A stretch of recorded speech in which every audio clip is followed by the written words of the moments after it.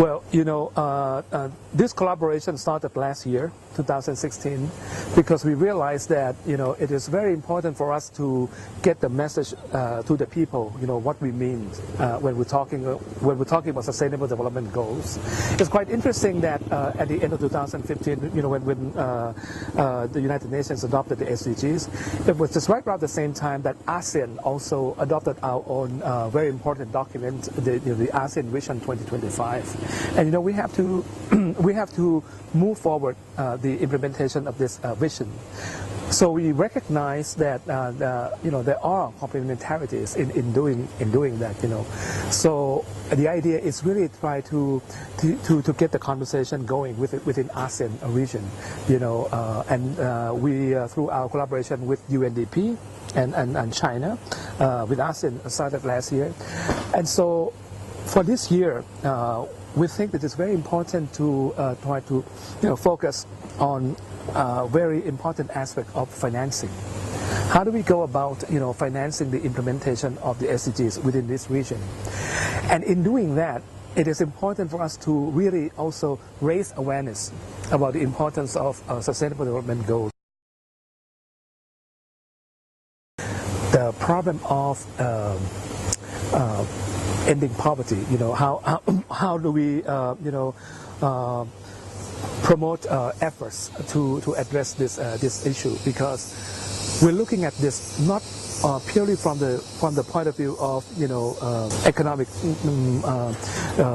viability, but also in terms of development of the people, because this is going to cut across in a number of issues. The problem with the conflicts and violence that we have been witnessing in many parts in the region, how we promote social understanding. It's all to do with the how we as societies moving forward with the approach to poverty eradication in a very inclusive way. So I think that this exercise, this meeting, would really allow us to think about the way in which we can move in that direction. Remember, we were talking about the experience of China, because you mentioned that one of the countries that really had shown progress or some kind of a success story in realizing the MDGs, was China. And how they, what kind of strategy or what kind of lessons learned, we can learn from the Chinese. So that was, how we, the conversation started.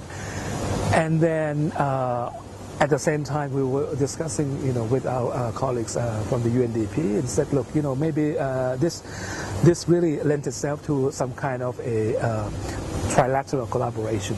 So that just started with a conversation, but basically, how do we move forward now that we have the Vision 2025, now that we have the SDGs? So that's how it came together. Well, the UNDP brings a lot of knowledge and experience, the expertise, and the kind of lessons learned. Remember, this whole thing, it has to be seen as a learning process from everyone, how we reflect on our past achievements. What can we learn from the experience of ASEAN? What can we learn from the experience of China? But also UNDP has a lot of experience in many parts of the world that we can really bring to the table. But also because as the leading United Nations agency, you really have a strong ownership on this kind of empowerment-oriented thinking, in terms of moving the SDGs agenda forward. So we thought that this is useful, that we got into conversation with UNDP.